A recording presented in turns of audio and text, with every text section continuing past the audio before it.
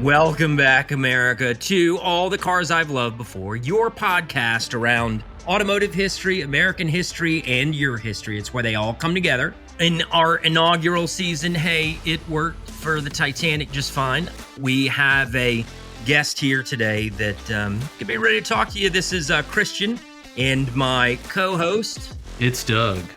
That's your prompt. Yeah, wake up over there and ensure while he's coming back from his sleep mode or hibernate mode, whatever he was in. Check us out online, carslove.com, where you will see pictures of the cars of former guests. We'll have an intake form for you to be part of the conversation.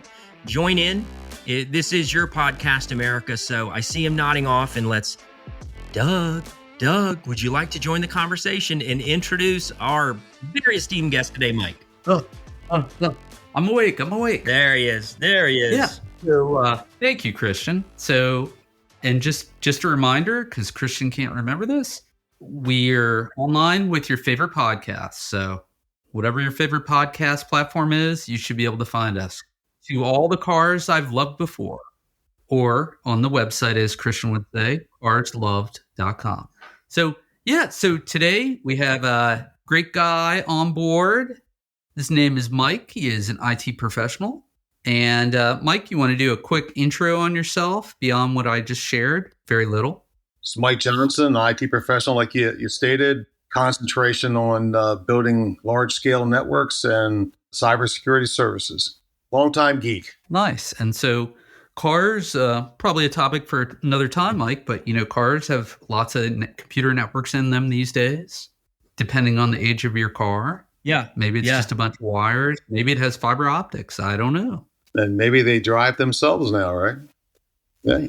Yeah. So they even, they did back when I was a kid. You just kind of rigged a belt to the, rear view mirror, and you just put a brick on the accelerator. It worked fine.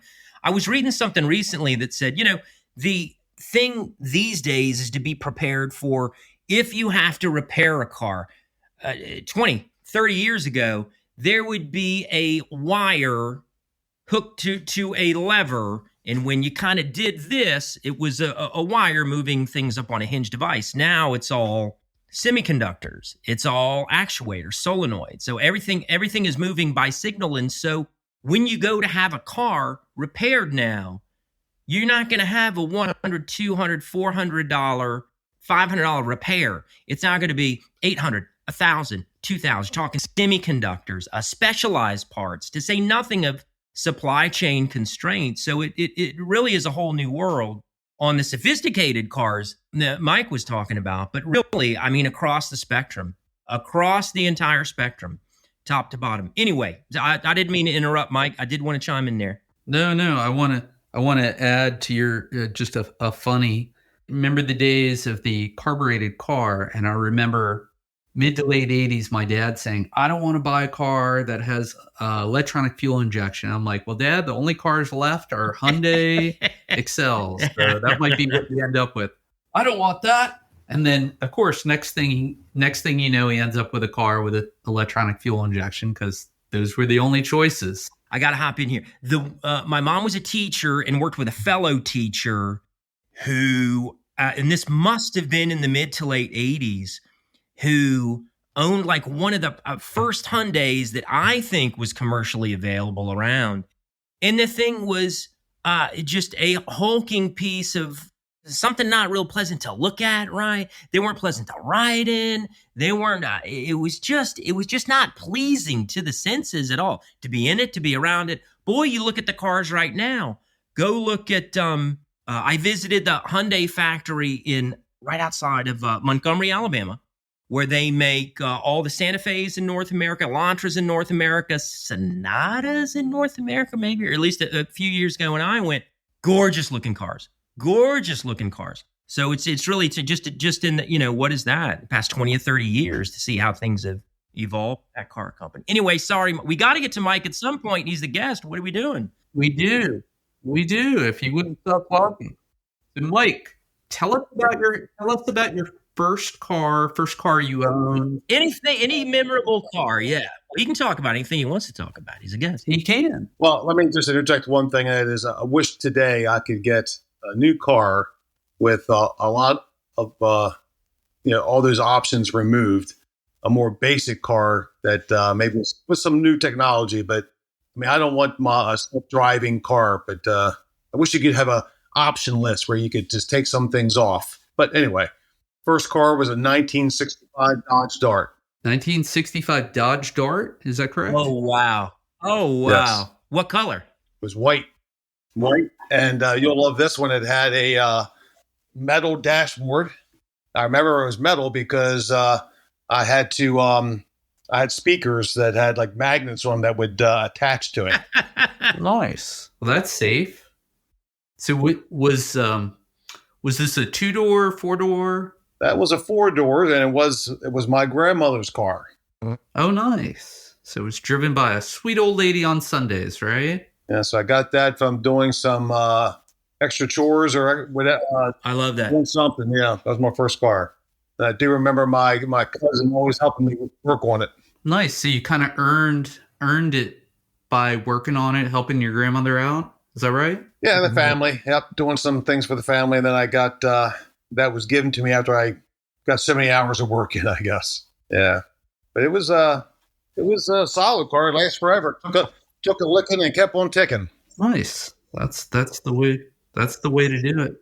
I like that. So did it have the famous Slant 6? Yes. Yeah, yes, nice. It did. Yeah, with the round headlights and I'm trying to think what else was that thing. I'm trying to remember. I think it may have been a column shift. Column shift automatic, correct? Not automatic, no. Oh, 3 on the tree? Yeah, I believe that's what it was. I'm trying to remember if that was that one or another one I had. Your grandmother drove a stick shift. Yeah, I'll retract it. I do think that one was automatic. Okay. Yeah, I remember I worked with a fellow once. This was, I want to say, shortly out of high school or maybe in college. And older gentleman to me, we're talking, I guess, in the 90s at some point. And he drove a Dodge Dart to work every day. Perfect. Immaculate. And he would come to work. He would park it. He would put the car cover on it. He would go about his job. And at the end of the day, he'd come, reverse the process, hop in it, and go home. And I came up to him and I said, "Hey, man, you did such a great job restoring this car, or whoever you had restore it." I said, "Really impressive. It looks back to showroom." And he said, "No, I've had this car since the day I bought it, or whatever. And I've just kept incredible care of this thing." So, I mean, like you're saying, indestructible, lasts forever, and hey, just take care of the things you have. Speaking of lasts forever, so Mike, you mentioned the redeeming quality about the metal dash, but what led you to move on from that car? What happened to the car, if you recall? Well, I used that car during my early high school years. I think I was one of the first guys in the group to kind of have a car, and it took a lot of abuse. I like where this is going. No, we don't. I mean, it had a lot of miles on it when I got it, so it wasn't like it was going to last forever. But it was fun to go out in because you didn't care what happened to it. I like that. Yeah, a lot of stories there, definitely. What happened in the Dart stayed in the Dart. Yeah, I think it did eventually just die, and I think I had it taken to the junkyard. So it was on its last leg. It lasted a couple years, maybe. Then I was on to something else. What was either the next car or another car of significance in your life? Well, I will skip a car, but I mean, the next car was another Dodge Dart. He's a fan of Dodge. He's got a type. But this one was a 2-door. And if you ever seen the early 70s Dodge Dart, the ones they used to have at the racetrack with, it's a 2-door. It's a nice looking car. But this was a 6-cylinder. I didn't have an 8-cylinder version, which I did, but it was console shift. But anyway, it didn't last long either. But the next car of significance would be a 1965 Buick Special, which I did have stored. So what was so special about the Buick? I'm joking. Well, it was 1965. It had electric seats, electric windows, and it had a 310 Wildcat engine and a Buick Wildcat. It was 300 horsepower, and it was a pretty quick car. It was like a Buick what is that? Skylark. That's kind of what it was. It's a Skylark, but a special edition. Nice. Yeah, it was nice. And that was a 2-door, 4-door? It was 4-door, but it had a sporty edge to it. Well, it had not sporty, but it had a powerful edge to it. Yep. Did you get in some trouble with that car, or did you baby it? No, I mean, not really. But I just remember going through having it painted and to factory specs. I got the paint codes. I remember I used to work at an auto parts store. I got the paint code, the original paint codes, and had it reproduced. Oh, wow. Paint codes. Had the interior redone. Yeah. Love that. Yeah. Yeah, back in the day, you could look it up in the GM paint codes for that year, and you could have it remixed. And I think I added some metal flake to it, but it was blue and with a white top. Sounds so pretty. Blue interior. It was nice. It was nice, and then at some point, I had that for years. And at some point, I ended up giving it to one of my siblings because I think I was off to college and moving out. And it was racking up some miles too, so I gave it to my younger sister. Moving on out. Yeah. Yep, I get it. That's a great big brother right there. Yep. Is there a third car in the sequence, or that kind of rounds out either your childhood or as you moved into adulthood? Or maybe in reference to the Hyundai, maybe there's a Hyundai lineage vehicle that you have. Well, I mean, the current, my wife, we had just purchased a Genesis GV80, which is the Wow. Yeah, ultimate, I guess. But it was at a 3.5 liter twin turbo. That's pretty nice. So what year is that, Mike? Is it, I guess, 2022? Oh, wow. Yeah. Funny you mentioned, because I was talking to a fan of the show, and she was saying, well, how come y'all don't talk about more recent cars? I mean, the cars coming out today. Her favorite car is, I think, the GX60, which is the next step, the step down from the one you have, and that's kind of her dream car. So here you are, kind of tying it all up with a bow, talking about her favorite car and bringing things current. I was just going to say, in reference to, we were talking earlier about the birth of Hyundai in the United States and how far they've come. Now they have a car you wouldn't know is a Hyundai at all. Yeah. It originally started as a Hyundai Genesis. Now it is its own line, much like Acura, but even a step higher. Indeed. I agree with that. If you look at the car, I've not been inside one, but an Acura guy, and last episode we were talking a little bit about near luxury and what does that designation mean and what comes with that. Well, it comes with, the seats are some leather and some pleather or some mix thereof, but it is a way to keep costs down. And for those for whom that's not a huge buying point or must have, then it fits in the budget more readily or more easily. Did you consider anything else, Mike, and as you were looking at that car, or they are so shapely, those cars? I mean, the beautiful from the back and the front, looks kind of like nothing else on the road. Did you have your heart set on it immediately, or did you kind of back into that? Well, my wife did a lot of extensive research on a vehicle. This is her vehicle, and she did all the research, and I tell you, it was right before things got really crazy with getting bank loans and things like that. But we actually purchased the car maybe 6 or 8 months earlier, and then the Genesis dealers backed out, and they failed to deliver the car that we had ordered and pay for a down payment on it. So we had to fly down to North Carolina to get it, because it was right before all the. What the heck? I've never heard of that. Goodness. Yeah, this was in the times when you couldn't get a car and you were going to pay a premium sticker or more, and kind of post-pandemic just coming out. Good point. Crazy times. My wife before this had a Tahoe, a Chevy Tahoe, and we loved it.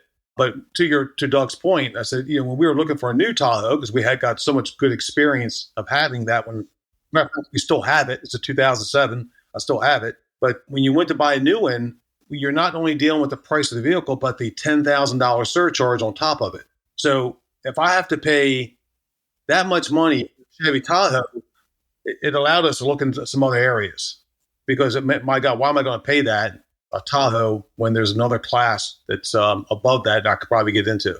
So good point. I like that. Yeah. It is a little bit of an apples and oranges thing, but that is a curious turn to that story. Good deal. And no regrets, right? You love the car, right? Your wife loves it, more importantly.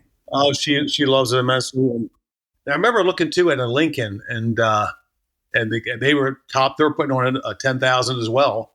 And it's just funny how they're calling us back now, though, trying to re-engage. I wouldn't buy now from them, but they didn't want to drop that 10 grand then. It was funny. Supply and demand then, for sure. Right thing happened. Yeah. Good story. I don't think they're selling too many now, though. Well, you're happy. Most importantly, wife's happy, as Doug pointed out. And I think we're coming to the end of the conversation here as we wrap up. Any final thoughts, Mike? I mean, the only other car I would chime in with was, I've had a couple of Jeeps in my life, and I do tend to like, the openness of a Jeep, like I have a Wrangler or a CJ5 back in the day. Loved all those as well. Rip all the doors off. Exactly. Well, don't tell too much. We'll have you back in season 2. Maybe we can do an all Jeep conversation. But what do you say, partner? Any thoughts, Doug, before we wrap it up? Yeah. Well, I wanted to add something to the episode. I meant to do it sooner, Mike. But so the most popular car the year you were born was a Jaguar E-Type. Beautiful. So I won't reveal your age, but that was a beautiful car. It'll always be part of you. And on the year you graduated high school, which I am told is 1980, but I can't believe it was that long ago, it was the Olds Cutlass. And I think that was the most popular car being sold in the U.S. So how far we've gone. That makes perfect sense. And here we are with the Genesis. To wrap it up with a bow. Good stuff. Yes. Well, Mike, it was great meeting you. I can see the passion when you talk about it. We'll have to have you back in a future season. I think this is going to end up being our longest episode thus far, but hey, worth the time. Good to get to know Mike. As always, with my co-pilot, he says, find this podcast, To All the Cars I've Loved Before, at your platform of choice. Everywhere out there, carslove.com, where you will see pictures of us, pictures of cars, pictures of our guests. And hey, submit something too. Also, if you want to be part of the conversation, we have an intake form. I call it an intake form. Doug doesn't like that term. But hey, we love talking about it and getting to know people and all the stories that bandy back and forth. So hey, we look forward to seeing you next time on To All the Cars I've Loved Before. Thanks for joining us, and we will see y'all soon. Take care. Take care.